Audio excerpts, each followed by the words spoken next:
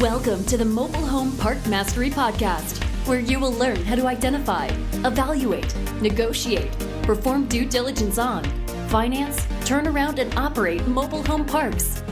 And now, here is your host, the fifth largest mobile home park owner in the United States, Frank Rolfe. I frequently get calls from people asking if it's smart to build new mobile home parks. And traditionally I tell them the truth, which is for them probably not that good an idea. But there's a science behind my answer to them. But there's also a new world opening for park development, which should be good for the industry. This is Frank Rolfe with the Mobile Home Park Mastery Podcast. Let's first start off while talking why it's typically not good for the average person to try and build a mobile home park. The first problem you have is that to get a permit, you're going to have to be way out in the county somewhere. And that's because all cities and towns all harbor a grudge against the concept of trailer parks. And they do so for a number of reasons. Obviously, the regular ones, which feel that mobile home parks are not attractive and that they attract undesirable residents. But an even bigger one is just the financial concern. Typically, a mobile home park has quite a few children, and children cost quite a bit in tuition, typically around $10,000 in most municipalities. So if you look at the property tax paid by the mobile home park for the land, and on the mobile homes by the residents, and you add them together, it's a fraction of the actual cost of each household to the city and the school district. So as a result, just out of financial self-preservation, they're typically very turned off to the idea. So as a result, when you want to build a new mobile home park, what happens is the city doesn't want it, and then all the neighboring homeowners, they don't want it either, and for good reason. If you look at the stats, go to any website like Zillow.com, find a mobile home park, look at the price of the houses immediately surrounding that, and you'll see they're significantly lower than identical houses, maybe a block from the mobile home park.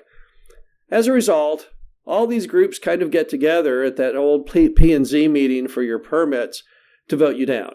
So building parks is very hard to find a location that you can get a permit on, unless you go way out in the middle of nowhere where there's no one to come and complain and where the rules are very lax. And yes, out there, you can probably get a permit. If you go to any city in America and drive an hour or two away from the city, you'll probably find a spot where development of any type is appreciated. And so that's the issue. The problem is, can you find a spot that you can get a permit that yet is close enough that someone would actually want to live there? And the next problem you have when you go and build a mobile home park on your own, and you build it way out of town, is you have no access to city water and sewer. So you have a gigantic upfront cost. The cost of that water and sewer might be $1 million, and it might be more. So there's another giant hurdle. Just to get in the game, you're going to have to spend $1 million up front just to have water and sewer. So that's, again, another large problem for people. And then you have the very serious issue that no banks that I know of want to make construction loans on mobile home parks. They want to make loans all day long on existing parks with existing stable cash flow.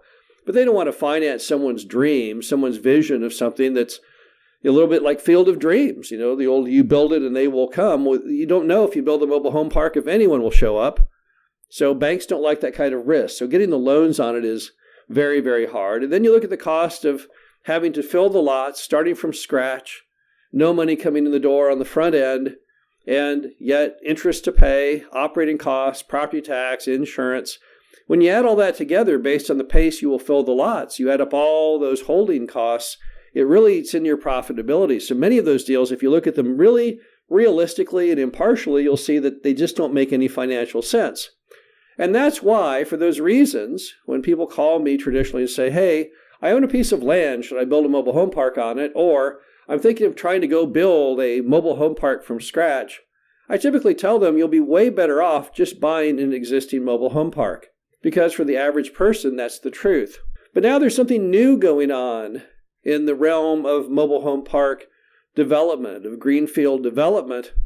And it's kind of an unusual turn in the way the industry is maturing, and it's going to have some big benefits. And that's the fact that a lot of actual large builders are starting looking at building mobile home parks. And these are not individuals. These are not people who are focused on just doing a single development for a mobile home park. These are people who have a storied past in building developments, and now they're deciding to add mobile home parks sometimes just to the mixture of larger mixed-use developments. So let's assume you approach the city this time not trying to build a mobile home park, but instead trying to build a single-family home community, which also might have some townhomes, condominiums, apartments, and then maybe a mobile home park thrown on there somewhere as well. When you go to the city with that animal, it's an entirely different reception because they look at that and say, well, I'm probably not that psyched on the mobile home park component, but gosh, I sure like the rest of it. So now it's much easier to get the permit because we're not trying to sell just a single focused asset. We're trying to sell them on the idea of a giant, complex thing that the city sees could very well be to their betterment. And additionally, when you go to the residents in nearby properties, you can sell the sizzle that, we're going to be building these nice homes and this golf course looking landscaping plan, etc. They look at that and they look at the mobile home park part and they're like, well, I don't really like the mobile home park, but the rest of it's way, way better. It totally offsets the mobile home park portion. Or maybe you have people who just want to build a standalone mobile home park, but they're professional builders. They know how to present it. They know how to do it professionally so it looks good. It's not just you or I taking a survey, trying to map out ourselves with a Sharpie where the roads might go and where the homes would sit. But people who actually do this for a living and they know what they're doing, who know how to interact with city government, how to file, how to make renderings, how to go, how to speak, how to get politically with everyone who makes the decisions behind the scenes to see what their thoughts are and to amend the plans so they're more in line with what people want. And because they have this ability, because they have the technical skill to work with cities and to work with neighbors, now they can locate those developments actually in town, in attractive locations that often have access to regular city water and sewer. And then most importantly, they know how to manage the lending process because they're developers.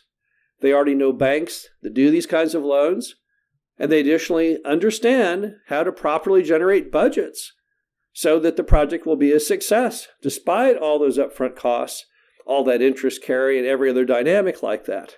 So suddenly, building parks, which still may not be smart for the common man, for you and for I, but for a large developer, it might work. I think we're going to start seeing some of those developments pop up, and I think they will be successful. And it's going to be really good for the industry, and here's why. Number one, it elevates the industry, because when a well-known developer decides to pick up the mantle and start building some mobile home park additions, it's kind of like when Sam Zell got into mobile home parks to begin with, which hugely elevated mobile home parks, because if Zell was in it, hey, it must be a good idea. So there's no question that if people build nice, new mobile home parks, it generally changes the public perception of that asset. And that's definitely a good thing. Also, think of it this way. If you've got a mobile home park near one of those newer developments, and you're trying to sell some homes, and you don't have the marketing muscle that those large developers have, you're going to have the traffic and the interest in your market, and it's going to increase your ability to sell. You see the same phenomenon every time a Walmart goes in and someone plops a Dollar General down the street in a strip center. They're trying to get a little bit of that Walmart traffic because they depend on Walmart to really do the marketing and drive the customers, and it improves them as well. Also, it's probably going to lead to higher lot rents in your market. They're inevitable anyway. Our rents are ridiculously low nationwide. But when you build the new mobile home park and have all the new mobile home park building costs, and you run those numbers, you quickly see you can't really build a mobile home park unless you have a lot rent that's roughly $500 and up.